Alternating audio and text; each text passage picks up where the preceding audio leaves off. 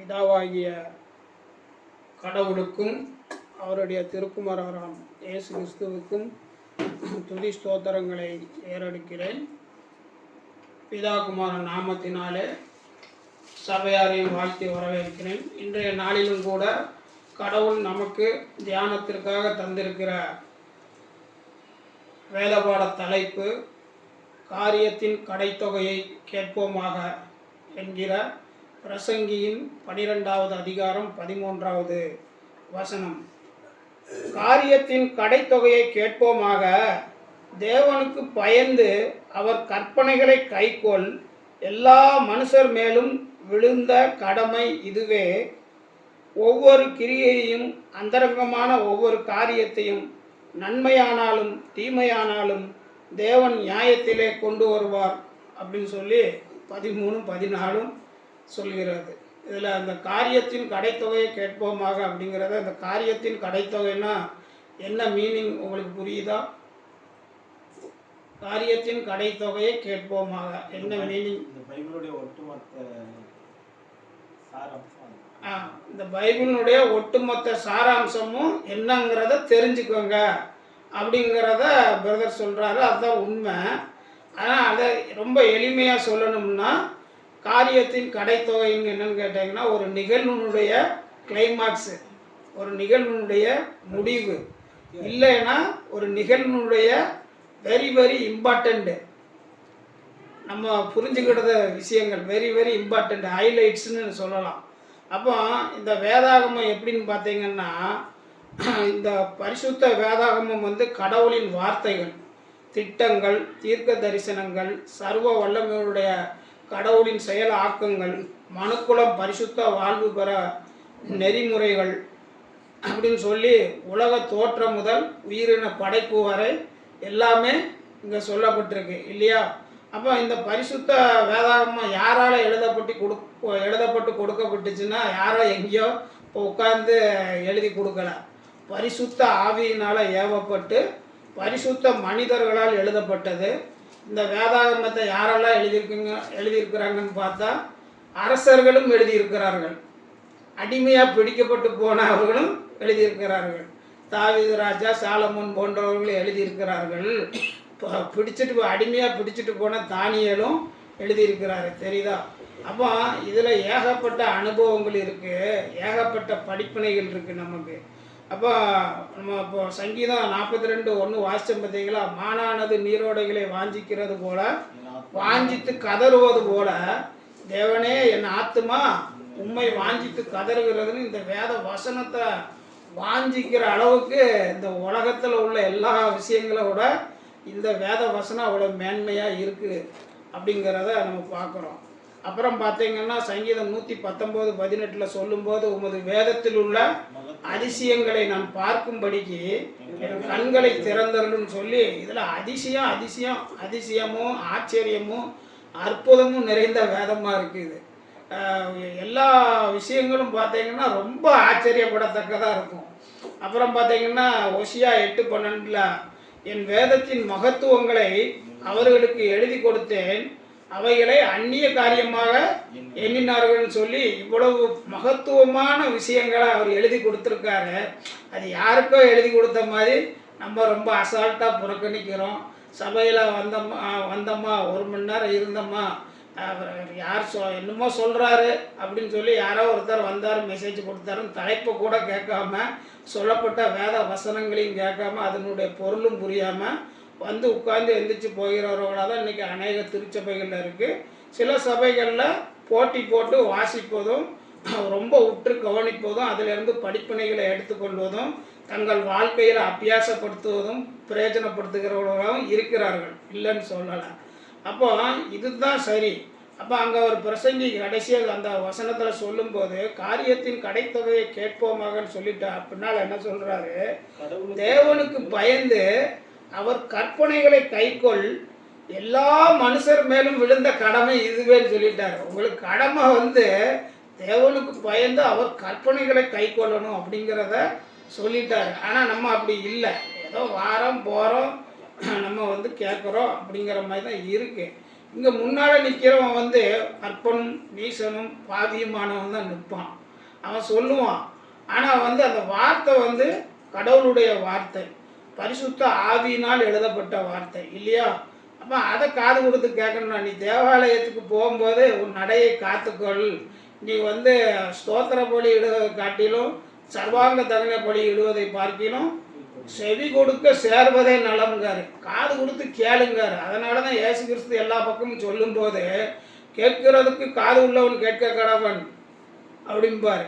கேட்கிறதுக்கு காது உள்ளவன் கேட்க கடவன் பாரு, காது உள்ளவன் கேட்க கடவன் பாரு. காது எல்லாத்துக்கும் தான் இருக்கு. ஆனால் வந்து கேட்கிறதுக்கு காது இருக்கா? எதை கேட்கறதுக்கு? இயேசு கிறிஸ்து சொல்கிற அந்த காரியங்களை, பிதாவை கொடுத்த மகத்துவமான விஷயங்களை கேட்குறதுக்கு காதுகள் இருக்கான்னா இன்னைக்கு இல்லை. இருக்கிற காதுகள் பாக்கியம் உள்ளவைகள் இல்லையா? அப்போ இந்த 2 பேர் 1ஆம் அதிகாரத்தில் 21வது வசனத்தில் சொல்லும்போது, தீர்க்க தரிசனமானது ஒரு காலத்திலும் மனுஷருடைய சித்தத்தினாலே உண்டாகவில்லை, தேவனுடைய பரிசுத்த மனுஷர்கள் பரிசுத்த ஆவியினாலே ஏவப்பட்டு பேசினார்கள்னு சொல்லி, பரிசுத்த ஆவியினாலே ஏவப்பட்டு பரிசுத்த மனுஷர்களால் பேசப்பட்ட இந்த வசனம் தான் நமக்கு ஆதி ஆரம்பத்திலிருந்து வெளிப்படுத்தல் விசேஷம் வரைக்கும் கொடுக்கப்பட்டிருக்கு. அப்போ 5ஆகமம் என்று அழைக்கப்படும் முதல் 5 நூல்களின் ஆசிரியர் யாரு? மோசே. அப்போ மோசே வந்து உலக தோற்றத்துக்கு முன்னால் பிறந்தவரா அப்படின்னு பார்த்தீங்கன்னா இல்லை. உலக தோற்ற பிறகு 2500லேருந்து கிட்டத்தட்ட 3000-4000 வருஷத்துக்கு ஏறத்தாழ ஒரு இதில் கொடுக்கப்பட்ட கணக்குகள் வந்து ஒரு இதில் தான், ஒரு கணிப்பில் தான் சொல்கிறாங்க. அப்போ கிட்டத்தட்ட ஒரு 3000-4000 வருஷம்னு வச்சுக்கிட்டா கூட உலக தோற்றமும் உலக படைப்பும் அதுக்கு பின்னால் வந்த ஒவ்வொரு மனிதனும் ஆதாம் முதல் அந்த வம்சாவளியை வந்து வரிசையாக எழுதி, அந்த வம்சாவளியில் உள்ள முக்கியமான பாத்திரங்களுடைய அந்த அவங்க வாழ்ந்த வாழ்க்கையினுடைய விஷயங்களெல்லாம் எப்படி அவர் எழுதினார்? எப்படி அவர் எழுதினார்? பரிசுத்த ஆவியினால எழுதினாரு. ஆனால் என்னன்னு கேட்டீங்கன்னா, இவ்வளவும் எப்படி எழுத முடிஞ்சுது? எவ்வளவு விஷயம்! உலகம் தோன்றினதில், பூமி படைக்கப்பட்டதிலிருந்து எழுதுறாரு. எப்படி வந்து வரிசையாக சொல்ல முடியும்? இப்போ அவங்க நம்மக்கிட்ட வந்து உங்கள் அப்பா பேர் என்னென்னா சொல்லுவோம், உங்கள் தாத்தா பேர் என்னன்னாலும் சொல்லிடுவோம். உங்கள் தாத்தாவோட அப்பா பேர் என்னென்னா லேசாக சொரிஞ்சிட்டு எப்படியோ ஞாபகப்படுத்தி சொல்லிடுவோம்.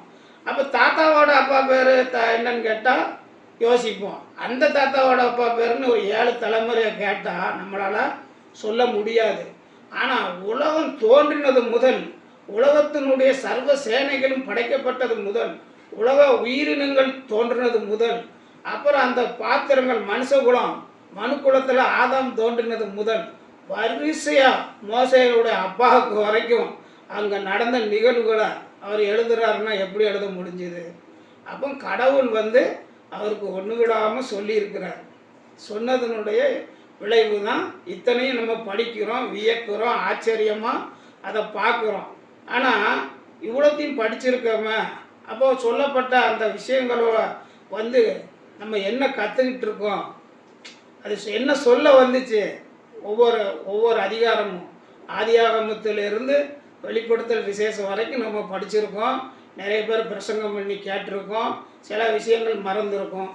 ஆனாலும் ஆதியாகமத்திலிருந்து 50 அதிகாரம் இருக்குது. இந்த 50 அதிகாரத்துக்குள்ளே நம்ம என்ன கற்றுக்கிட்டோம்? அந்த முடிவு, ஆதியாகமத்தினுடைய முடிவு என்ன சொல்லுங்கள்? ஆதியாகமம் எதில் போய் முடியுது சொல்லுங்கள்? ஆசீர்வாதத்தோட முடியுதா? ஆசீர்வாதத்தோட முடியுதா? சொல்லு. யோசேப்போட முடியுது. தம்பி கரெக்டாக சொல்லுதாப்புல. ஆமாம் ஆமாம், அது வந்து 49வது அதிகாரம். 2500 ஆண்டுகளோட நடத்தது 50 அதிகாரத்தில் அடக்கியிருக்கிறது. 50 அதிகாரத்தில் 2500 ஆண்டுகள் நடந்த விஷயங்களை அடக்கிட்டாரு. கிளைமாக்ஸ் என்ன? காரியத்தின் கடைத்தொகை என்னன்னு தான் இப்போ கேள்வி. தெரியுதா? அப்போ காரியத்தின் கடைத்தொகை கிளைமாக்ஸு, அதிலேருந்து நம்ம என்ன எடுத்துக்கிட்டோம் இம்பார்ட்டன்ட் மெசேஜ் அப்படிங்கிறது தான். அதைத்தான் அவர் அங்கே ஈஸியாக சொல்கிறாரு. பிரதர் சொல்லும்போது வேதத்தினுடைய ஒட்டுமொத்த சாராம்சம் கடைத்தொகையினரில் அந்த ஒட்டுமொத்த சாராம்சத்தில் நம்ம என்ன எடுத்துக்கிட்டோம், எதெல்லாம் நம்ம வந்து வாழ்க்கையில் அபியாசப்படுத்தும்படியாக படிச்சுக்கிட்டோம் கற்றுக்கொள்வது தானே வந்து வேதம். கற்றுக்கொண்டு நடப்பது தானே அதனுடைய நடவடிக்கை. அதான பரிசுத்த வாழ்க்கை. நம்ம வந்து உலகத்துக்குள்ளே போயிருக்கலாம். இன்றைக்கி ஞாயிற்றுக்கிழமை புது புது படங்கள்லாம் போய் பார்க்க உட்காந்துருக்கலாம். எதுக்கு நம்ம வந்து இதுக்குள்ளே வந்தோம்? பரிசுத்த வாழ்க்கை வாழணும், தேவனுக்கு பிரியமுள்ள பிள்ளைகளாக வாழணும், தேவனுடைய பிள்ளைகளாக வாழணும். இந்த உலகம் நமக்கு சதம் இல்லை, இந்த வாழ்க்கை நமக்கு சதம் இல்லை. நமக்கு இன்னொரு வாழ்க்கை இருக்குது, நித்திய ஜீவன் நமக்கு இருக்குது, ஆண்டவரோட ஆளுகை செய்கிற பாக்கியம் இருக்குங்கிறதெல்லாம் நம்ம வந்து தெரிஞ்சுக்கிட்டு தான் இங்கே வந்திருக்கிறோம் இல்லையா? அப்போ இதில் என்ன கற்றுக்கொள்கிறோம்? இயேசு கிறிஸ்து சொல்லும்போது என்னிடத்தில் கற்றுக்கொள்ளுங்கள்னு சொல்கிறாருல்ல, அதுதான். அப்போ ஆபிரகாமை பற்றி நம்ம ஆதியாகமத்தில் சொன்னால் யாரெல்லாம் தெரியும் அப்படின்னா டக்குன்னு ஏனோக்குன்றுவாங்க, நோவான்னு சொல்லுவாங்க, ஆபிரகாம்னு சொல்லுவாங்க, யாக்கோபு, ஈசாக்கு, யாக்கோபு, ஏசா, அப்படி வரிசையாக போய் 12 கோத்திர பிதாக்கள் வரைக்கும் நம்ம தெரிஞ்சவங்கள சொல்லிடுவோம் இல்லையா? ஆனால் இந்த ஒவ்வொருத்தர் வாழ்க்கையும் பற்றி எழுதியிருக்கு. ஏனோக்கை பற்றி எழுதியிருக்கு. ஏனோக்குனுடைய அந்த செயல்பாடுகள், ஏனோக்கு தேவனோடு சஞ்சரித்தான், அவன் தேவனால் எடுத்துக்கொள்ளப்பட்டான்னு எழுதியிருக்கு ஆதியாகமத்தில். ஆனால் அவன் தேவனோடு சஞ்சரித்து என்ன காரியங்களை சொன்னாங்கிறது ஆதியாகமத்தில் இருக்காது இல்லையா? அதே மாதிரி வந்து இது அப்புறம் நோவா குறித்து இருக்கும், அப்புறம் வந்து நம்ம ஆபிரகாம் குறித்து இருக்கும். அப்போ ஆபிரகாம் குறித்து இருக்கும்போது ஆபிரகாம்கிட்டருந்து நம்ம என்ன எடுத்துக்கிட்டோம்? நோவாவிட்டிருந்து என்ன எடுத்துக்கிட்டோம்? நீதிமான் உத்தமமாக இருந்தார். நீதிமான் நோவாவுக்கு வந்து நீதிமானும் உத்தமமாக இருந்தான்னு சொல்லி எடுத்துக்கிட்டோன்ட்டு அதை சொல்கிறாரு ஐயா. அதே மாதிரி ஆபிரகாம்கிட்ட அவன் ரொம்ப விசுவாசத்தில் பலத்திருந்தாருன்னு சொல்லி ஆபிரகாம சொல்கிறாரு. உண்மைதான், அது இல்லைன்னு சொல்ல. ஆனால் அவர் வாழ்க்கையிலேருந்து, நோவனுடைய வாழ்க்கையிலேருந்து ஒன்று கற்றுக்கிட்டோமா? என்ன கற்றுக்கிட்டோம் அப்படிங்கிறது தான் அந்த காரியத்தின் கடைத்தொகை. அப்போ நோவா வந்து அவர் வந்து மழையே பெய்யாத காலத்தில் மழை பெய்யுன்னு போய் சொல்கிறார். யாராவது நம்புவானா? பெரும் வெள்ளம் வரப்போகுது, மழை பெய்ய போகுதுன்னா யாராவது நம்புவானா? நம்ப மாட்டான். ஆனால் அவர் நம்பினார் இல்லையா? அவர் நீதிமான உத்தமம்ல ஆபிரகாமுக்கு முன்னோடியாக அவர் வந்து பெரும் விசுவாசியாக இருந்திருக்கிறாரு. அது ஒன்று. அவர் திராட்சை ரசம் குடித்து துணி விலைக்கு படுத்திருக்கும் போது போய் கானானுடைய பையன் போய் எல்லாத்திட்டையும் சொன்ன உடனே என்னாச்சு? கானான் சபிக்கப்பட்டவன்னு சொல்லிட்டாரா அவர் இல்லையா? அப்போ இங்கே என்ன கற்றுக்கிட்டோம்னா, ஒருத்தரை பற்றி அவதூறு சொல்லக்கூடாது. அந்த அவதூறு அங்கேயே நம்ம சரி பண்ணக்கூடியவர்களாக இருக்கணுங்கிறத அங்கே கற்றுக்கிறோம். அப்புறம் பார்த்தீங்கன்னா ஆபிரகாம் காரியங்களில் என்ன பார்க்குறோம்?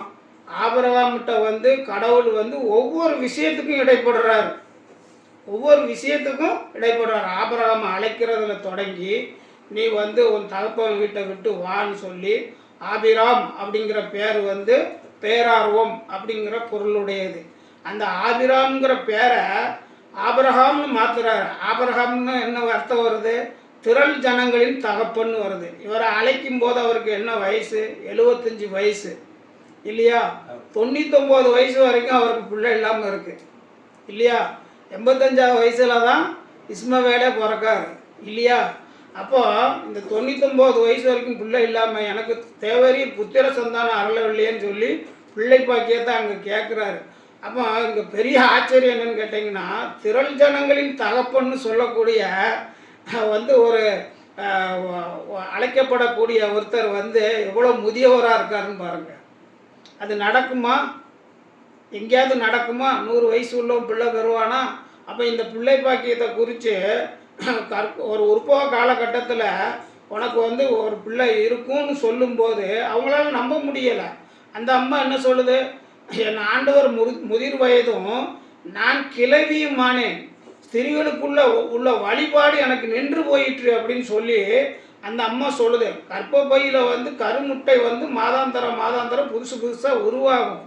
ஆனால் அதே எனக்கு நின்று போச்சு, கருமுட்டையே நின்று போச்சு. அதுக்கப்புறம் எப்படி வந்து நாங்களும் வயசாகிட்டோம், அதுக்கப்புறம் எப்படி வந்து நாங்கள் இன்பமாக ஒன்று கூடி எங்களுக்குள்ளே வந்து ஒரு கருத்தரித்தல் நடந்து நான் ஒரு குழந்தைய பெறுவேன், அவனுக்கு நான் வந்து பால் எப்படி கொடுப்பேன், இதெல்லாம் வெளியே சொன்னால் சிரிக்க மாட்டாங்களான்னு தான் அந்த அம்மா சிரித்தாங்க. அந்த சிரித்ததுனாலேயே உனக்கு ஒரு பையன் பிறப்பான், அவனுக்கு பேர் ஈசாக்குன்னு சொல்லி நகைப்புங்கிற பொருள் பட அவர் வந்து அங்கே ஈசாக்குன்னு பேர் வைப்பேங்கிறதையும் சொல்லிட்டார் இல்லையா? அப்போ இங்கே ஆச்சரியப்படக்கூடிய விஷயம் என்னன்னு பார்த்தீங்கன்னா, யாராலையும் நடக்காது, இது நடக்குமா அப்படிங்கிற காரியங்களை நடத்தி காட்டுறது தான் ஆண்டவராக இருக்கிறாருங்கிறத இங்கே நம்ம பார்க்குறோம். இதெல்லாம் மோசே எழுதுறாரு. எப்போ எழுதுறாரு? பரிசுத்த ஆவியினால் ஏவப்பட்டு அவர் எழுதுறாருன்னு பார்க்கோம். அப்போ நீங்கள் மார்க்கு 12:35 பாருங்களேன். மார்க்கு 12:35-36. இயேசு தேவாலயத்திலே உபதேசம் பண்ணுகையில் அவர் கிறிஸ்து தாவீதின் குமாரன் என்று வேதபாரகர் எப்படி சொல்லுகிறார்கள்? நான் உம்முடைய சத்துருக்களை உமது பாதபடியாக்கி போடும் வரைக்கும் நீர் என்னுடைய வலது பாரிசத்தில் உட்காரும் என்று கர்த்தர் என் ஆண்டவரோட சொன்னார் என்று தாவீது பரிசுத்த ஆவியினாலே சொல்லி இருக்கிறானே அப்படிங்கிறார். பாத்தீங்களா? அப்ப இயேசு கிறிஸ்து குறித்து தீர்க்க தரிசனத்தை தாவீது எப்படி சொல்றாருன்னா, பரிசுத்த ஆவியினால ஏவப்பட்டு அவர் சொல்றாருங்கிறத இங்க இயேசு கிறிஸ்தே சொல்றாரு. அப்போ இந்த மாதிரி காரியங்கள் எல்லாமே பரிசுத்த ஆவியினால் ஏவப்பட்டு தான் நமக்கு சொல்லப்பட்டிருக்கு. அப்போ பரிசுத்த ஆவிங்கிறது கடவுளுடைய வல்லமை. அந்த வல்லமையின் மூலமா போதிக்கப்பட்டு தான் நமக்கு இவ்வளவு கிடைச்சிருக்கு. அப்போ அச்சில் வந்துடுச்சு அப்படிங்கிறதுக்காண்டி இந்த வேதத்தை நம்ம சாதாரணமாக நினைக்கக்கூடாது. இதை வாழக்கூடிய வாழ்வின் நெறிமுறையாக எடுத்துக்கிட்டு அதை வாழ்க்கையில் அபியாசப்படுத்துறதுக்கு தான் நம்ம இந்த உலகத்தை விட்டு வேறு பிரிக்கப்பட்டவர்களாக இப்படி ஒவ்வொரு சபைகள்லையும் ஒவ்வொரு ஜப குடும்பங்கள்லையும் கடவுள் நம்மளை ஐக்கியப்படுத்தி இருக்கிறாரு. அப்போ நீங்கள் இது இந்த இதெல்லாம் எப்படி பெற்றுக்கொண்டார் மோசே அப்படிங்கிறத யாத்திராகமம் 24:12 பாருங்கள்.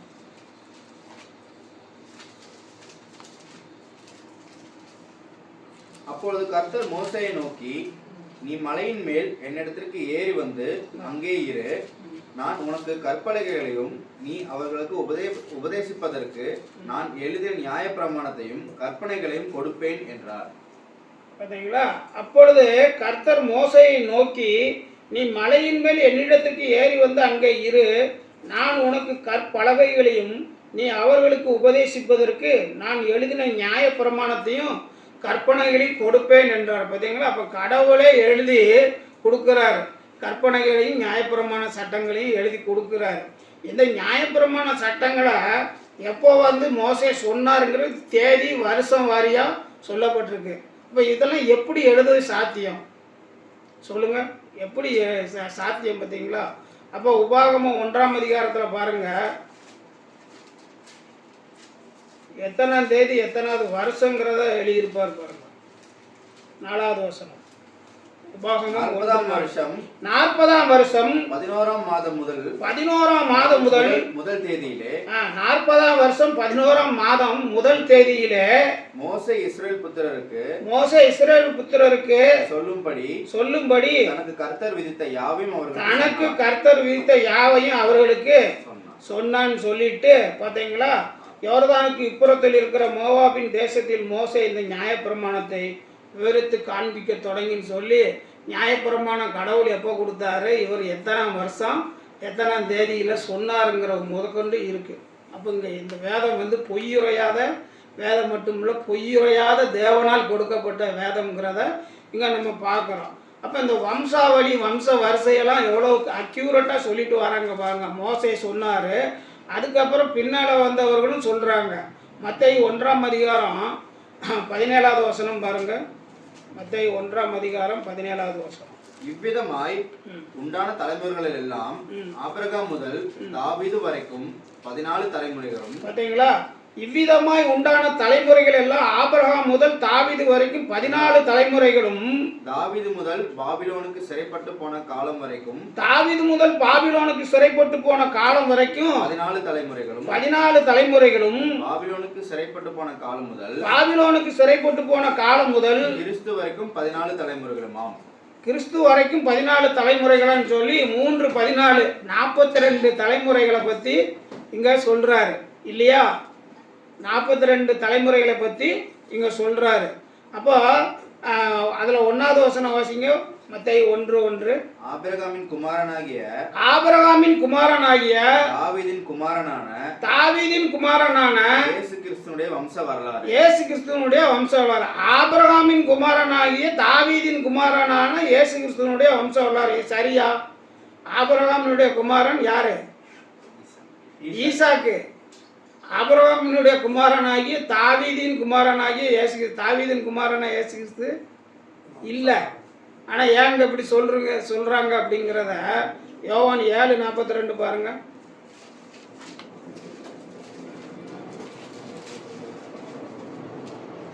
தாவீதின் சந்ததியிலும் தாவீது இருந்த பெத்லகேம் ஊரிலும் இருந்து கிறிஸ்து வருவார் என்று வேதவாக்கியம் சொல்லவில்லையா என்றார்கள். அதனால தான் அங்கே கேட்டாரு, தாவீது என்னை ஆண்டவர் என்று சொல்லி இருக்க, நான் தாவீதின் குமாரன் என்று வேத பாரகர்கள் எப்படி சொல்கிறார்கள்? நான் பிதாவினுடைய குமாரனப்பா, புரிஞ்சு பேசுங்கிறத அங்கே சொல்கிறார் இயேசு கிறிஸ்து, இல்லையா? அப்போ இந்த மாதிரி ஹைலைட்டான விஷயங்களை, நுணுக்கமான விஷயங்களை நம்ம ரொம்ப கற்றுக்கொள்ள வேண்டியவர்களாக இருக்கோம். அப்போ பரிசுத்த ஆவியில் நிறைந்து தீர்க்க தரிசனங்கள், தேவ தரிசனங்கள் எழுதப்படுகிறதா அப்படிங்கிறத எப்படி நம்ம புரிஞ்சுக்கிறது அப்படின்னா, பழைய ஏற்பாட்டின் காலத்தை விட்டுட்டு புதிய ஏற்பாட்டு காலத்திலே அதை நம்ம எடுத்துக்கலாம். எப்படின்னா, வெளிப்படுத்தல் 1ஆம் அதிகாரம் 1வது வசனம் வாசிங்க. சீக்கிரத்தில் சம்பவிக்க வேண்டியவைகளை தம்முடைய ஊழியக்காரருக்கு காண்பிக்கும் பொருட்டு கடவுள் இயேசு கிறிஸ்துவுக்கு ஒப்புவித்ததும் இவர் தம்முடைய தூதனை அனுப்பி தம்முடைய ஊழியக்காரனாகிய யோவானுக்கு வெளிப்படுத்தினமான விசேஷம் சொல்லி சீக்கிரத்தில் சம்பவிக்க போகிற விஷயங்களை குறித்து இயேசு கிறிஸ்து தம்முடைய தூதனை அனுப்பி யோவானுக்கு வெளிப்படுத்துகிறாரு. அப்போ ஊழியக்காரனாகிய யோவானுக்கு வெளிப்படுத்தினமான விசேஷம் சொல்லி அப்புறம் அடுத்தது 10வது வசனம் வாசிங்க. கர்த்தருடைய நாளில் ஆவிக்குள்ளானேன், அப்பொழுது எனக்கு பின்னாலே எக்கால சத்தம் போன்ற பெரிதான ஒரு சத்தத்தை கேட்டேன். அடுத்தது, அது நான் அல்பாவும் ஒமேகாவும் முந்தினவரும் பிந்தினவருமாய் இருக்கிறேன். நீ காண்கிறதை ஒரு புஸ்தகத்திலே எழுதி ஆசியாவில் இருக்கிற எபேசு, சிமிர்னா, பெர்கமு, தியத்தீரா, சர்தை, பிலதெல்பியா, லவோதிக்கா என்னும் பட்டணங்களில் உள்ள 7 சபைகளுக்கும் அனுப்பு என்று விளம்பினதுன்னு இப்போ நம்ம வெளிப்படுத்தல் விசேஷத்தில் நம்ம பார்க்குறோம். அப்போ இதே மாதிரி தான் மோசேக்கு யோவானுக்கு எப்படி வெளிப்படுத்தப்பட்டுச்சோ அப்படி தான் மோசேக்கு அந்த 5 ஆகமங்களுடைய ஆதியாகமத்தினுடைய உலக தோற்றம் முதல் ஆண்டவர் எல்லா விஷயங்களையும் அவருக்கு கற்றுக் கொடுத்திருக்கிறாரு, ஆவிக்குள்ளாக வெளிப்படுத்தியிருக்கிறாரு. இதே மாதிரி புஸ்தகத்தில் எழுதுன்னு சொன்ன மாதிரி கற்பலகையில் எழுதி கொடுத்தாரு, இல்லையா? அதுதான் நமக்கு அது எல்லாமே கிடச்சிருக்குங்கிறத இங்கே பார்க்கும். அப்போ இந்த பரிசுத்த வேதாகமத்தில் ஒரு சிறிதும் பொய்யும் இல்லை, உள்ளதை உள்ளபடியே இல்லாததை இல்லை என்று தான் சொல்லும். அப்போ வேதத்தில் வாழும் மனிதர்களின் பாத்திரங்கள், அவர்களது வாழ்க்கை முறை ஆச்சரியமூட்டுகிறது, மிகுந்த படிப்பினை தருகிறது. நம்முடைய அழைப்பு எதுக்குங்க? நம்ம எதுக்கு அழைக்கப்பட்டிருக்கோம்? 1 பேதுரு 2ஆம் அதிகாரம் 9வது வசனம் வாசிங்க. 1 பேதுரு 2ஆம் அதிகாரம் 9வது வசனம். நீங்களோ உங்களை அந்தகாரத்தில் இருந்து அந்தகாரம்னு இந்த உலக இருளில் இருந்து தம்முடைய ஆச்சரியமான ஒளியினிடத்திற்கு வரவழைத்தவர்களுடைய புண்ணியங்களை அறிவிக்கும்படிக்கு தெரிந்து கொள்ளப்பட்ட சந்ததியாயும் ராஜரீகமான ஆசாரிய கூட்டமாயும் பரிசுத்த ஜாதியாயும் அவருக்கு சொந்த ஜனமாயும் இருக்கிறீர்கள் சொல்லி இங்க நம்மள ஒரு பரிசுத்த ஜாதியா, சொந்த ஜனமா, அவருடைய இயேசு கிறிஸ்துவனுடைய காரியங்களை குறித்து அறிவிக்கும் படிக்கு தெரிந்து கொள்ளப்பட்ட சந்ததியுமா இருக்கும், ராஜரீகமான ஆச்சாரிய கூட்டமாயும் நம்ம இருக்குன்னு சொல்லிட்டாங்க. ஆனால் இன்னைக்கு பொண்ணு பார்க்கும்போது என்ன சொல்றாங்க? கிறிஸ்தவர் அப்படின்னு போட்டு பழைய ஜாதியை போட்டுக்கிடுறாங்க. நீங்க பரிசுத்த ஜாதிங்கிறதே மறந்துட்டாங்க, இல்லையா? கிறிஸ்தவர் அப்படின்னு போட்டு ஒரு பழைய ஜாதியை போட்டு அதில் பெண் தேடுறாங்க, அதில் மாப்பிள்ளை தேடுறாங்க. அப்படி இல்லை, நம்ம ஜாதியை மாற்றிட்டார் ஆண்டவர், அவருடைய ஜாதிக்கு கொண்டு வந்துட்டார். அந்த அந்த காலத்திலிருந்து ஆச்சரியமான ஒளின்ட்டார் இயேசு கிறிஸ்து. ஆச்சரியமான ஒளி. ஏன் ஆச்சரியமான ஒளின்னா, அந்த ஒளியை இருள் பற்றி கொள்ளவில்லைன்னு யோவானில் நம்ம படிக்கிறோம் பார்த்தீங்களா, அதனால் அது ஆச்சரியமான ஒளி. அப்புறம் எபிரேயர் 5ஆம் அதிகாரம் 4:10 நமக்கு ராஜரிகமான ஆச்சாரிய கூட்டம் விட்டார். அப்போ இந்த ஆச்சாரிய ஊழியம் யாருக்கு கொடுக்கப்பட்டது? லேவி கோத்திரத்துக்கு தானே கொடுக்கப்பட்டது. அது எப்படி நமக்கு வருது அப்படிங்கிறத 5ஆம் அதிகாரத்தில் 4வது வசனத்தில் பாருங்கள். மேலும் மேலும் ஆரோனை போல தேவனால் அழைக்கப்பட்டால் ஒழிய ஒருவனும் இந்த கனமான ஊழியத்திற்கு தானாய் ஏற்படுகிறது. பாத்தீங்களா? மேலும் ஆரோனை போல தேவனால் அழைக்கப்பட்டால் ஒழிய ஒருவன் இந்த கனமான ஊழியத்துக்கு தானா ஏற்படுகிறது இல்லை. லேவி கோத்திரத்துக்கு தான் இந்த ஆச்சார ஊழியம் கொடுக்கப்பட்டது பழைய ஏற்பாட்டின் காலத்துல. அது எப்படி மாறுது பாருங்க. தொடர்ந்து வாசி. அந்தப்படியே கிறிஸ்துவும் பிரதான ஆசாரியர் ஆகிறதுக்கு தம்மை தாமே உயர்த்தவில்லை. நான் ஆசாரியர் ஆயிருவேன், நான் போதகர் ஆயிருவேன்ட்டு அவர் ஓடி ஓடி வரல. நீர் என்னுடைய குமாரன், இன்று நான் உம்மை ஜெனிப்பித்தேன் என்று அவரோட சொன்னவரே அவரை உயர்த்தினார். நீர் என்னுடைய நேசகுமாரன், இன்று நான் உம்மை ஜெனிப்பித்தேன்னு சொல்லி பிதா சொன்னார் பார்த்தீங்களா. அவர் தான் இவரை ஆச்சாரிய ஊழியத்திற்கு உயர்த்தினார். அப்போ அவர் யாரையெல்லாம் முன்குறித்தாரோ, யாரையெல்லாம் அழைத்தாரோ அவர்களெல்லாம் உயர்த்தி இருக்கிறாருன்னு ரோமரில் சொல்கிற மாதிரி அவர் நம்மளையும் அழைச்சிருக்கிறாரு, நம்மளையும் இதே மெத்தேடில் தான் உயர்த்துறாரு. அடுத்தது வாசிங்க, 10 வரைக்கும் வாசிக்கலாம். அப்படியே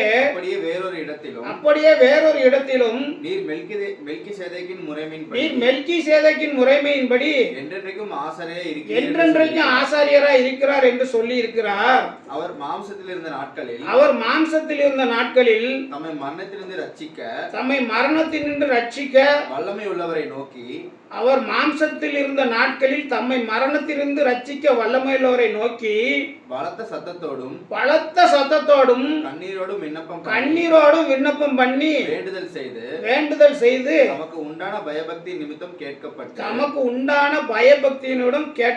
பாத்தீங்களா? நம்ம இப்படி கண்ணீரோட ஜெபம் பண்றோமா, பலத்த சத்தத்தோட ஜெபம் பண்றோமா, அப்படின்னு பயபக்தியோட ஜெபம் பண்றோமா பாருங்க.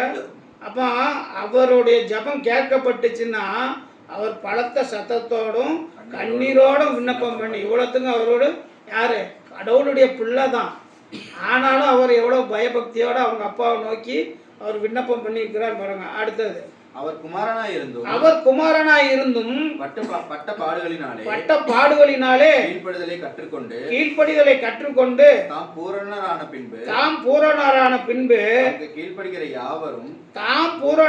பின்பு தமக்கு கீழ்ப்படுகிற யாவரும் நித்திய ரட்சிப்பை அடைவதற்கு காரணராகி மெல்கிசேதேக்கின் முறைமையின்படியான பிரதான ஆசாரியர் என்று தேவனாலே நாமம் தரிக்கப்பட்டார் சொல்லி இப்படிதான் இயேசு கிறிஸ்து மூலமா நமக்கு கோத்திரங்கள்லாம் அடிச்சு நொறுக்கப்பட்டு அவரால் அழைக்கப்பட்டு, என்னால அல்லாமல் ஒருவன் என் பிதாவினிடத்தில் வரான், என் பிதா ஒருவனை இழுத்து கொள்ளாவிட்டால் ஒருவனும் என்னிடத்தில் வரான்னு சொல்லி பிதா செலெக்ஷன் பண்ணி இயேசு கிறிஸ்துட்ட கொடுத்தாதான் நானே வழியும் சத்தியம் ஜீவனுமா இருக்கிறேன்னு அவர் வழியில நம்ம நடக்கக்கூடியவர்களாக இருப்போம். இங்கே அவர் குமாரனாக இருந்து பட்ட பாடுகளினாலே கீழ்ப்படுதலை கற்றுக்கொண்டுன்னு போட்டிருக்கு பாருங்க. அப்போ பட்ட பாடுகளினாலே அவர் கீழ்ப்படிந்தாருங்கிறது இல்லை, வசனம் மாற்றி வாசிக்கணும். அவர் கீழ்ப்படுதலை கற்றுக்கொண்டு அவர் பாடுபட்டார், அப்படி தான் வாசிக்கணும் இல்லையா?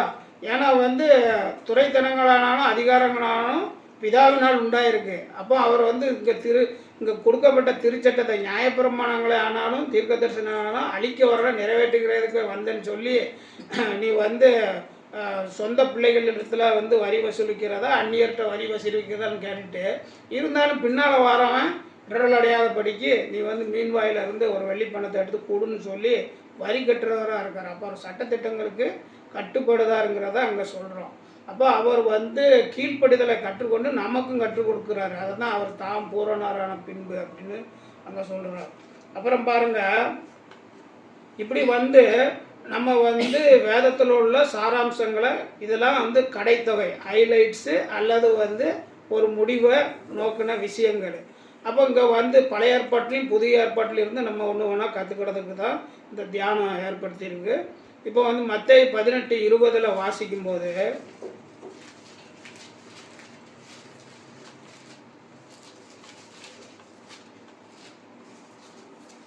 ஏனெனில் இரண்டு பேராவது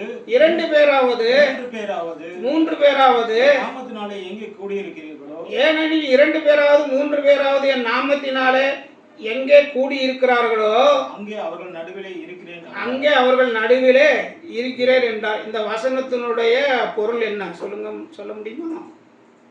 இந்த வசனத்தினுடைய பொருள் இது எல்லா சபைகள்லையும் யாரெல்லாம் எங்கெல்லாம் தனி ஜெபம் பண்ணுறாங்களோ 2 பேர் 3 பேர் சேர்ந்து பிரதர் ஜெபம் பண்ணுவோமான்னு அங்கெல்லாம் வந்து இந்த வசனத்தை சொல்லி தான் ஜெபம் பண்ணுவாங்க. எங்கே 2 பேராவது 3 பேராவது கூடி இருக்கிறீர்களோ அங்கே அவர்கள் நடுவிலே வாசம் பண்ணுகிறேன் என்று சொன்ன எங்கள் அன்பின் இயேசு கிறிஸ்துவே அப்படின்னு சொல்லி தான் வந்து இவங்க வந்து ஜெபத்தையே ஆரம்பிப்பாங்க. ஆனால் அதனுடைய பொருள் அதுவான்னா நிச்சயமாக இல்லை. அதனுடைய பொருள் அதுவான்னா அது நிச்சயமாக இல்லை. எங்கே 2 பேராவது 3 பேராவது கூடி இருக்கிறார்களோ அவங்கள நடுவில் நான் இருக்கிறேன் அப்படின்னு சொல்லி ஏன் அவர் வந்து தனி ஜெபம் பண்ணால் ஏற்றுக்கிட மாட்டாரா? நல்லா ஃபுல் கூட்டம் இருந்தால் தான் நான் வருவேன்னு சொல்லுவாரா? சொல்லுங்கள். தனி க்ரௌடு இருந்தால் தான் வருவாரா ஆண்டவர்? எங்கே 2 பேராவது 3 பேராவது அதே சொற்பம் தானே. அவர்கள் நடுவிலே நான் இருக்கிறேன் அப்படின்னு சொன்னால் அப்போ மேல் வசனம் கீழ் வசனம் அந்த அதிகாரம் முழுக்க படிக்கணும் நம்ம இல்லையா? அப்போ அந்த அதிகாரத்தில் என்ன சொல்லிட்டு வர்றாருன்னா நிறைய புத்திமதிகளை சொல்லிட்டு வர்றாரு. அதில் சொல்லும்போது சபையில் ஒருத்தன் வந்து சபையை சார்ந்த ஒருத்தன் வந்து தவறு பண்ணிட்டான்னா அவனை கூப்பிட்டு தனிப்பட்ட முறையில் தம்பி நீங்கள் பண்ணது தப்புன்னு கண்டிக்க சொல்கிறாரு. அவன் அதுக்கும் செவி கொடுக்கலைன்னா சபையிலேருந்து 2 பெரியவங்க போய் 2 பேரோ 3 பேரோ போய் கண்டிக்க சொல்கிறாரு. அதுக்கும் அவன் செவி கொடுக்கலைன்னா கூட்டிகிட்டு வந்து சபை நடுவில் வச்சு இந்த ஆள் இப்படிலாம் பண்ணிகிட்டு இருக்கான், இவனை சபையில் வச்சிருக்கலாமா வேண்டாமான்னு முடிவெடுக்க சொல்கிறாரு. அவன் அதுக்கு மேலேயும் அப்படி கேட்காம அட போகையா அப்படின்னம்னா அவன் சபைக்கு அந்நியனாகவும் உனக்கு வந்து சம்மந்தம் இல்லாத ஆளாயிருவான்னு அங்கே வேத வசனம் சொல்கிறார். சபையிலேருந்து நீக்கிடுவாங்க. அப்போ என்னையை நீக்கிறதுக்கு உனக்கு என்ன அதிகாரம் இருக்குது? நீ யாரியா அப்படி இப்படின்னு சொன்னான்னு வச்சுக்கோங்க. சபை தொடங்கின நாள்லேருந்து நான் இருக்கேன்னு சொன்னான்னா அப்போ சபைக்கு தலை யார்? கிறிஸ்து.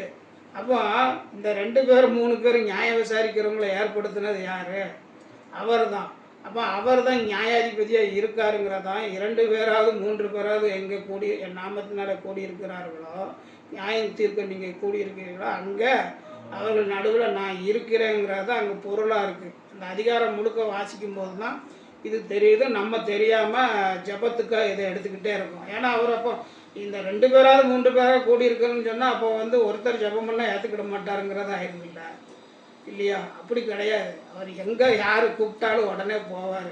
ஆபிரகாமுடைய வாழ்க்கையை எடுத்துக்கிட்டிங்கன்னா அவர் அடிக்கடி இடைப்படுறாரு. அவரை கூப்பிட்டதுலேருந்து நீ இங்கே போங்கிறதுலேருந்து லோத்துக்கு பிரித்து கொடுக்குறதுலேருந்து அப்புறம் பார்த்தீங்கன்னா ஆகாருக்கும் இந்த அம்மாவுக்கும் சாராவுக்கும் சண்டை நடந்துச்சுன்னா அதில் போய் சாரால் சொல்கிறத கேளு, ஆகாரம் இப்படி வந்து நீ பண்ணி விட்டுரு, அந்த அவருக்கு உண்டான பங்கெல்லாம் கொடுத்து அனுப்பிடு அப்படின்னு சொல்கிறதுலேருந்து இடைப்பட்டுக்கிட்டே இருக்கார். அங்கே இதை நீதிமான்களை தவிர மீதி பேரெல்லாம் அழிச்சு போடுன்னு சொல்கிறதுலேருந்து எல்லாத்துலேயும் பேசிக்கிட்டே இருக்கார். சிநேகிதருங்கார் இல்லையா? அது ஒரு அப்படி பேசிக்கிட்டே இருக்கிற ஆண்டவர் ஈசா கிட்ட அப்படி பேசினாரா? ஈசா கிட்ட ஆண்டவர் அடிக்கடி பேசியிருக்காரா? சொல்லுங்கள். ஆபிரகாம் கிட்ட கடவுள் பேசுனதை நம்ம பார்த்துக்கிட்டே இருக்கோம். ஈசா கிட்ட அதிகமாக பேசியிருக்க மாட்டார். 2 தடவை தரிசனம் கொடுத்துருக்காரு. 2 தடவை சொல்கிறாரு நான் வந்து ஆபிரகாமின் தேவனும் ஈசாக்கின் தேவனும் யாக்கோபின் தேவனுமா இருக்கிறேங்கிறதுக்கு முன்னாடி நான் ஆபிரகாமின் தேவனாக இருக்கேன், உன் தகப்பனாகி ஆபிரகாமின் தேவனாக இருக்குன்னு சொல்கிறாரு. இப்போ இதெல்லாம் ஆச்சரியமாக இருக்குது. இங்கே ஆபிரகாமிட்ட இவ்வளோ தூரம் இடைப்பட்டவர் ஈசாக்கிட்ட அவ்வளோ தூரம் இடைப்படலை. அப்போ அதே மாதிரி இந்த ஆபிரகாமின் தேவனும் ஈசாக்கின் தேவனும் யாக்கோபின் தேவனுமா இருக்கிறேன்னு ஏன் சொன்னாங்க சொல்லுங்கள்? நான் ஆபிரகாமின் தேவனும் ஈசாக்கின் தேவனும் யாக்கோபின் தேவனுமா இருக்கிறேன்னு ஏன் சொன்னாங்க? ஏன் வேதம் சொல்லிட்டு வர்றது? காரியத்தின் கடைத்தொகை ஜீவனுள்ள தேவனுங்கிறத உணர்த்துது. ஜீவனுள்ள தேவனுங்கிறத உணர்த்துறதுக்கு, முற்பதாக்களின் தேவனுங்கிறத உணர்த்துறதுக்கு இயேசு கிறிஸ்து சொல்லும்போது நான் வந்து மரித்தவருக்கு தேவனாக இராமல் ஜீவனுள்ளவருக்கு தேவனாக இருக்கிறேன்னு சொல்கிறதுக்கு அங்கே சொல்லுது அப்படின்னு சொல்கிற மாதிரி படிச்சிருக்கோம் இல்லையா? ஆனால் என்னன்னா யாத்திராகம் 6ஆம் அதிகாரத்தில் தான் வந்து பேரையே சொல்கிறாரு. ஆமாம், ஆபிரகாமும் கடவுளுடைய பேர் என்னன்னு கேட்கல, ஈசாக்கும் கேட்கல, யாக்கோபு கேட்டார் தூதன்கிட்ட, அது உனக்கு என்னன்ட்டார், உம்முடைய நாமம் என்னன்னு எனக்கு சொல்லுன்னு சொன்னது, அது உனக்கு என்னன்ட்டார் இல்லையா? அப்போ கடவுள் வந்து 6ஆம் அதிகாரம், யாத்திராகம் 6ஆம் அதிகாரத்தில் பாருங்கள். அப்பொழுது கர்த்தர் மோசேயை நோக்கி, அப்பொழுது கர்த்தர் மோசேயை நோக்கி, நான் பார்வோனுக்கு செய்வதை இப்பொழுது காண்பாய், நான் பார்வோனுக்கு செய்வதை இப்போது காண்பாய், பலத்த கையை கண்டு அவர்களை போகவிட்டு, பலத்த கையை கண்டு அவர்களை தன் தேசத்திலிருந்து துரத்தி விடுவான் என்றார். அப்பொழுது தேவன் மோசேயை நோக்கி, நான் யெகோவா சர்வ வல்லமையுள்ள தேவன் என்னும் நாமத்தினாலே ஆபிரகாமுக்கும் ஈசாக்குக்கும் யாக்கோபுக்கும். மேலும் தேவன் மோசேயை நோக்கி, நான் யெகோவா சர்வ வல்லமையுள்ள தேவன் என்னும் நாமத்தினால் ஆபிரகாமுக்கு ஈசாக்குக்கும் யாக்கோபுக்கும் தரிசனமானேன். ஆனால் யெகோவா என்னும் நாமத்தினால் நான் அவர்களுக்கு அறியப்படவில்லைன்னு சொல்லி அந்த யெகோவாங்கிற நாமத்தை கடவுள் அங்கே தான் சொல்கிறாரு. அதனால தான் அதுக்கு முன்னாடி வந்து எப்போ அந்த சாமி இங்கே வழிநடுக பார்க்கலாம், சில வண்டிகளெல்லாம் அந்த டெம்போலெல்லாம் பார்க்கலாம், அந்த பேர் சாமி பேர்கள் போட்டிருப்பாங்க, என்னென்ன பேர்லாமோ இருக்கும். என்னென்னா அவன் வந்து அவங்க அப்பா பாரம்பரியமாக கும்பிட்டதை போட்டிருப்பான் இல்லையா? அது மாதிரி வந்து ஆபிரகாமின் தேவனும் ஈசாக்கின் தேவனும் யாக்கோபின் தேவனுமா இருக்கிறேன்னு சொல்லி கடவுளுடைய பேர் தெரியாத காலகட்டத்தில் அப்படி சொல்லப்பட்டதுங்கிறத நம்ம இந்த வசனங்கள் மூலமாக தெரிஞ்சுக்கிறோம். அப்புறம் பார்த்திங்கன்னா இந்த யாக்கோபு யோசேப்பு காரியத்தை கொஞ்சம் பார்த்தோம்னா, யாக்கோபனுடைய வாழ்க்கையை பற்றி சொல்லும்போது வேதாகமத்தில் வந்து யாக்கோபை பற்றி ஃபுல்லாக சொல்லிக்கிட்டு வரும் இல்லையா? உங்களுக்கு தெரிஞ்ச விஷயம் தானே. யாக்கோபை பற்றி என்ன சொல்லும்? யாக்கோபை பற்றி என்ன சொல்லும்? யாக்கோபு வந்து அண்ணன் தம்பி 2 பேரும் ஒன்றா பிறந்ததுலேருந்து, அவன் குதிங்காலை பிடிச்சி இழுத்ததுலேருந்து, இவன் எத்தனை இருக்கிறதுலேருந்து, அப்படி வந்து அவன் வேட்டையாடி வனசஞ்சாரியாக இருப்பான், இவன் குணசாலி கூடாரவாசியாக இருப்பாங்கிறத ஆரம்பித்து ஒரு விஷயம் வந்து யாக்கோபை பற்றி தான் சொல்லிகிட்டே வரும் இல்லையா? அப்போ யாக்கோபுடைய வரலாறு எங்கே நிற்கிது அப்படின்னு பார்த்தீங்கன்னா, ஆதியாகமம் 37ஆம் அதிகாரம்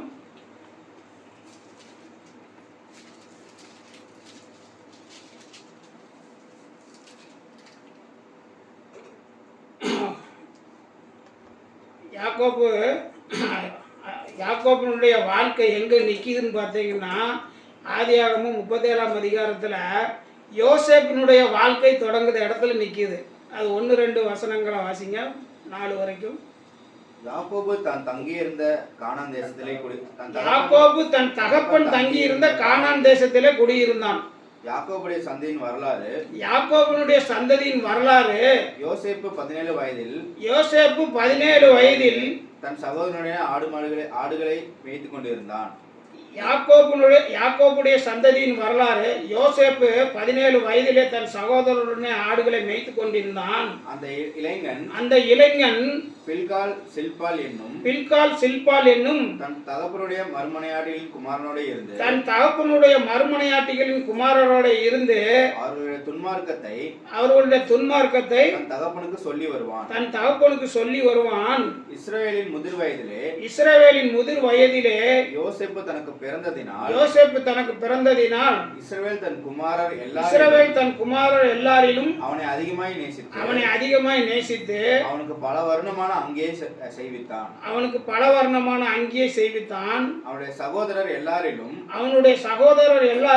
அவனை தன் தகப்பன் அதிகமாய் நேசிக்கிறதை அவனை தங்கள் தகப்பன் அதிகமாய் நேசிக்கிறதை அவன் சகோதரர் கண்டபோது அவனோட பட்சமாய் பேசாமல் அவனை பகைத்தார்கள் சொல்லி இங்க வந்து யாக்கோபினுடைய வரலாறு இந்த இடத்துல ஸ்டாப் ஆகி, யாக்கோபுக்கு வந்து 12 பிள்ளைகள் இருக்காங்க யோசேப்போட சேர்த்து.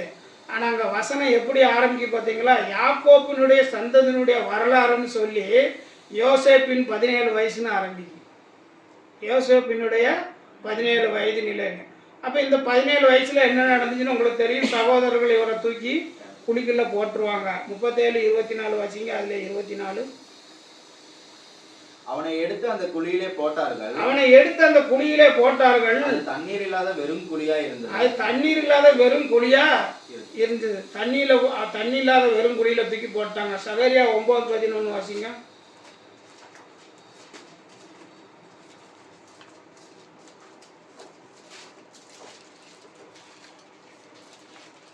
உனக்கு நான் செய்வது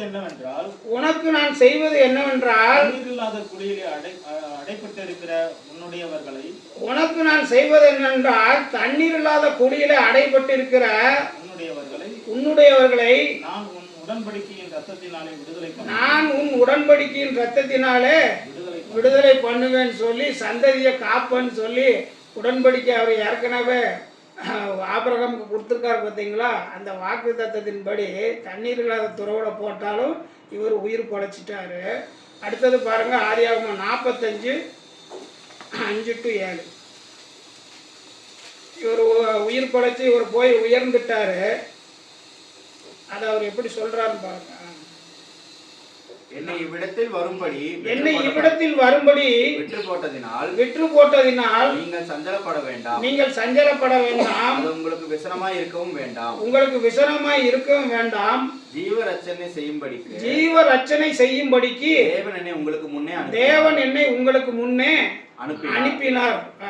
தேசத்தில் இப்பொழுது 2 வருஷமாய் பஞ்சம் உண்டாயிருக்கிறது. இன்னும் 5 வருஷம் உழவும் அறுப்பும் இல்லாமல் பஞ்சம் இருக்கும். பூமியிலே உங்கள் வம்சம் ஒழியாமல் இருக்க உங்களை ஆதரிக்கிறதற்காகவும் பெரிய ரட்சிப்பினால் உங்களை உயிரோட காப்பதற்காகவும் தேவன் என்னை உங்களுக்கு முன்னமே அனுப்பினார்னு சொல்லி, நீங்க யாரு ஆகாதவன் சொல்லி யாரை புறக்கணிக்கிறீங்களோ அவன் மூலமா உங்களுக்கு பெரிய ரட்சிப்பை கட்டளை எடுக்கும் படிக்கும், உங்களை ஜீவ ரச்சனை பண்ணும் படிக்கும் அவனை ஏற்கனவே ஏற்படுத்தி இருக்கிறாருங்கிறத இங்கே நம்ம தெரிஞ்சுக்கிடணும் இல்லையா. அப்போ இவன் கொலை பண்ணதுக்கு தான் பார்த்தாங்க யோசேப்பை இல்லையா. ரூபன் தான் காப்பாற்றினாரு இல்லையா. அப்போ ரூபன் அனுப்புனதுனால தான் இவங்க வித்து போட்டாங்க. இவர் சாதாரணமாவா இது பண்ணாரு. நீங்கள் ஆபிரகாம் எடுத்துக்கிட்டாலும் யாரை எடுத்துக்கிட்டாலும் இயேசு கிறிஸ்துவனுடைய தாயார் மரியாள் வரைக்கும் எடுத்துக்கிட்டாலும் பாடுகளுக்கு உட்பட்டு தேவ சித்தத்தை நீங்கள் கடவுளுடைய சித்தம் என்னன்னு சொல்லி அந்த பாடுகளை ஏற்றுக்கொள்ள தயாராக இருந்தால் தான் நமக்கு உயர்வும் ஆசீர்வாதமும் கிடைக்கும். சாதாரணம் கிடையாது. மரியாள் ஒரு கன்னியாக இருந்து அவங்க கர்ப்பம் தரிக்கிறாங்கன்னா அந்த நாட்களில் சாதாரணமா சொல்லுங்கள். எவ்வளோ அவமானம், எவ்வளோ அசிங்கம், கல்லெறிந்து கொன்று விடுவார்கள். அது நியமிக்கப்பட்ட புருஷன் தள்ளி வச்சிருவான். இவ்வளவு விஷயங்களையும் ஏற்றுக்கொள்ளதாங்க பாருங்கள் இல்லையா. ஆபிரகாம் அவன் சொந்த ஊரை விட்டு புறப்படுங்கையில் அவர் வசதியாக இருக்கிறாரு. தான் சம்பாதித்த சகோதரித்த எல்லா சம்பத்துக்களோடும் புறப்பட்டு போகிறாரு. அதுக்கப்புறம் அங்கே பெறுகிறாரு. அது 2வது விஷயம் இல்லையா. அப்போ இந்த மாதிரி கடவுள் நம்மளை பாடுகளுக்கு உட்படுத்துறதுக்கு தயாராக இருந்தால் நம்ம அதுக்கு உட்படணும் அப்படிங்கிறத இங்கே பார்க்குறோம். இவர் என்ன பாடுபட்டார். யோசேப்பு தூக்கி போட்டாங்க, பார்வோன்கிட்ட விற்றாங்க. பார்வோன் வீட்டில் அவருக்கு வலி விழுந்துச்சு, சிறைக்கு போனார் இல்லையா. சிறைக்கு போய் எவ்வளோ கஷ்டப்பட்டார். அதுக்கப்புறம் தானே திரும்ப அவர் இவ்வளோ உயர்வுக்கு போனார். அப்போ எல்லா இடத்துலையும் அவர் உண்மையாக இருக்கார். அவர் தகப்பனை உன் தாயின் தகப்பனையும் கனம் பண்ணு. யோசேப்புக்கு சும்மா உயர்வு கிடைக்கல, தாயின் தகப்பனையும் அவர் கனம் பண்ணார். அதனால தான் அவர் யோசேப்பு யாக்கோபு நேசித்தார். அது மட்டும் இல்லாமல் தன் சகோதரர்கள் செய்த துன்மார்க்கம் தப்பு தவறெல்லாம் அப்பாட சொல்லி கொடுத்தாரு. ஏன்னா நல்ல வழிக்கு உட்படுத்தணுங்கிறதுனால. இதெல்லாம் கண்டுக்கிடாமலே இருக்கிற மாதிரி இருந்து 49வது அதிகாரத்தில் தான் ஒவ்வொருத்தனையாக கூப்பிட்டு யாக்கோபு சொல்கிறாரு. அப்பா நீ என்னென்ன மாதிரி தப்பு பண்ண, உன் தப்புக்கு தகுந்த மாதிரி உன் எண்ணத்துக்கு தகுந்த மாதிரி இல்லையா, மனம் போல் வாழ்வுன்னு சொல்கிற மாதிரி உன் மனசுக்கு தகுந்த மாதிரி வாழ்க்கை அமைன்னு எல்லாத்தையும் அவர் கூப்பிட்டு சொல்கிறத நம்ம அங்கே பார்க்குறோம். அப்புறம் ஆதியாகமம் 46:34 பாருங்கள்.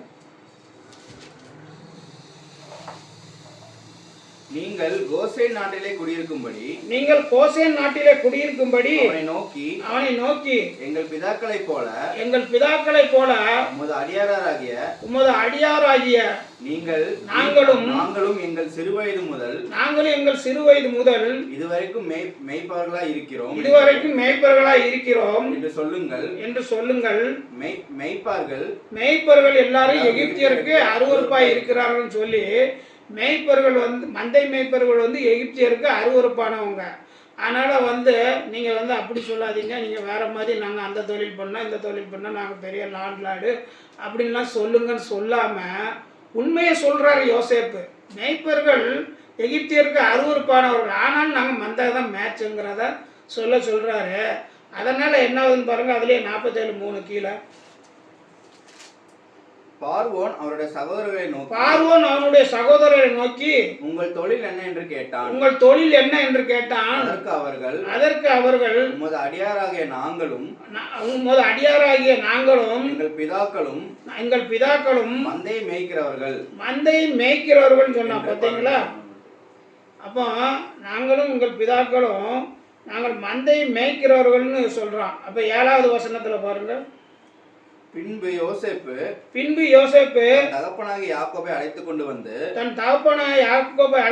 வந்து அவனை பார்வோனுக்கு முன்பாக நிறுத்தினான். யாக்கோபு பார்வோனை ஆசீர்வதித்தான். மந்தை மேய்ப்பர்கள் எகிப்தியர்களுக்கு அருவருப்பானவர்கள், ஆனா பார்வோனை ஆசீர்வதிக்கும்படியா வச்சு. அப்ப அங்க உன்னை ஆசீர்வதிக்கவே நான் ஆசீர்வதிப்பேன்னு கடவுள் சொல்லியிருக்காரு. இதை எல்லாரும் தப்பா புரிஞ்சிட்டு 2 தடவை அவர் அழுத்தமாக சொல்கிறாரு, உன்னை ஆசீர்வதிக்கவே நான் ஆசீர்வதிப்பேன்னு சொல்லி தப்பாக சொல்கிறாங்க. ஆனால் இது மீனிங் என்னென்னா, நீ 4 பேரை நல்லா இருன்னு சொல்லுற மாதிரி ஆசீர்வதிக்கும்படி நீ ப்ளஸ் பண்ணும்படியாக தான் உன்னை வச்சிருக்கேன்னு சொல்லி ஆண்டவர் சொல்கிறாரு. இங்கே மந்தை மேய்ப்பவர்கள் அருவருப்பாடவர்கள் சொன்னாலும் அவன் தலையை கொடுத்து ஆசீர்வாதம் வாங்கினான். பார்த்தீங்களா, இதுதான் நம்ம வேறு பிரிக்கப்பட்டவர்கள். நம்ம மந்தை மேய்க்கலாம், தெரு கூட்டலாம், கக்கூசு கூட கழுவலாம், அதெல்லாம் பற்றி அங்கே பிரச்சனையே கிடையாது. நம்ம ஆசீர்வதிக்கப்பட்ட ஜனங்கள், 4 பேரை ஆசீர்வதிக்கிறதுக்காக ஆசீர்வதிக்கப்பட்டவர்கள். அப்புறம் பாருங்க 47ஆம் அதிகாரத்தில் 9, 10. அதற்கு யாக்கோபு நான் பரதேசியாய் சஞ்சரித்த நாட்கள் 130 வருஷம். அதுக்கு முன்னாலே 8வது வசனத்துல பார்வோன் யாக்கோபை நோக்கி உமக்கு வயது என்ன என்று கேட்டான். அதற்கு யாக்கோபு நான் பரதேசியாய் சஞ்சரித்த நாட்கள் 130 வருஷம். என் ஆயுசு நாட்கள் கொஞ்சமும் சஞ்சலம் உள்ளதுமா இருக்கிறது. அவைகள் பரதேசிகளாய் சஞ்சரித்த என் பிதாக்களுடைய ஆயுசு நாட்களுக்கு எட்டவில்லை என்று பார்வோனுடனே சொன்னான்னு சொல்லி என் வயசு என்ன சொல்றாரு, 130 வருஷம்னு சொல்றாரு. அப்புறம் அதே நீங்க 47:28 வாசிங்களேன். யாக்கோபு எகிப்து தேசத்திலே 17 வருஷம் இருந்தான். யாக்கோபுடைய ஆயுசு நாட்கள் 147 வருஷம். 147 வருஷம். எதுக்கு இங்க 130 வருஷத்தை சொல்லி இங்க 17 வருஷம் இருந்தா 47 வருஷம்னு சொல்லுதுன்னா, நீங்க முதல்ல வாசிங்க தெரியுமா, 37ஆம் அதிகாரம் 2வது வசனம்.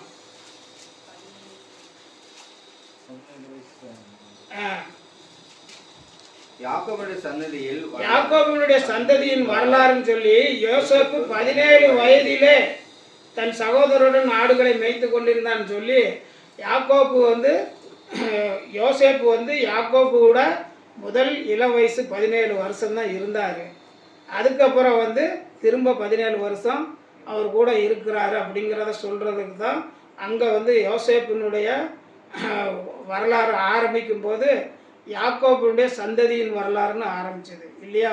இதுதான் பார்த்துக்கோங்க. இதெல்லாம் ஹைலைட்ஸுங்கிறத நம்ம பார்க்குறோம் காரியத்தின் கடைத்தொகையாக. அப்போ நிறைவாக ஒரே ஒரு இடத்த மட்டும் பார்த்து நம்ம தொடருவோம் அடுத்த வாரம். அப்போ நீங்கள் யோவான் 14:15 வாசிங்க. யோவான் 14:15.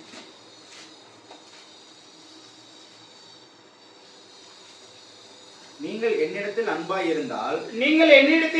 இருந்தால் கற்பனைகளை கைக்கொள்ளுங்கள். என்னிடத்தில் அன்பாய் இருந்தால் என் கற்பனைகளை கைக்கொள்ளுங்கள்ங்காரு யோவான் 14:15. நீங்கள் என்னிடத்தில் அன்பாய் இருந்தால் என் கற்பனைகளை கைக்கொள்ளுங்கள்ங்காரு. கற்பனைகள்ங்கிறது என்னது? வார்த்தைகள், கட்டளைகள், வசனங்கள். என்ன வார்த்தையை கொடுத்தாரு, என்ன கட்டளையை கொடுத்தாரு? ஆராதனைக்கு வந்து லேட்டாக வாங்க, வந்து பாட்டு பாடுங்க, ஸ்தோத்திர பலி சொல்லுங்க, டான்ஸ் ஆடுங்க அப்படின்லாம் சொன்னாரா? இல்லை. அவர் ஆராதனை ஒழுங்குகள் பற்றியெல்லாம் சொல்லவே இல்லை. நீங்கள் எங்கேருந்து கூப்பிட்டாலும் உங்களுக்கு கடவுள் வந்து உங்களுக்கு வந்து அந்தரங்கமாக இனி கூப்பிடும்போது அவர் வெளியரங்கமாக பதிலளிப்பாருன்னு தான் சொன்னார் இல்லையா? அதனால் வந்து என் கற்பனைகளை கைக்கொள்ளுன்னு சொன்னால் அவர் வந்து அன்பு செய்கிறத பற்றி, சமூகத்தில் சகோதரர்களோட அன்பு பாராட்டுவது குறித்து, ஒருவரில் ஒரு அன்பாக இருங்கள்ங்கிறத குறித்து, மனத்தாழ்மையாருங்கள் குறித்து, ஒருத்தருக்கு உதவி செய்யுங்கள், ஒருவரை தாங்குங்கள் சொல்லி இப்படி வந்து சமூக இணக்கத்தை பற்றி தான் சொன்னார். சமூகத்தில் நல்ல எண்ணங்களோட வாழுங்கள்ங்கிறது தான் அவர் அங்கே கற்பனையாக கொடுத்தாரு இல்லையா? அப்போ பிதா யாரிடத்துலங்க அதிகமாக அன்பு கூர்ந்தார்? பிதா யாரிடத்தில் அதிகமாக அன்பு கூர்ந்தார்?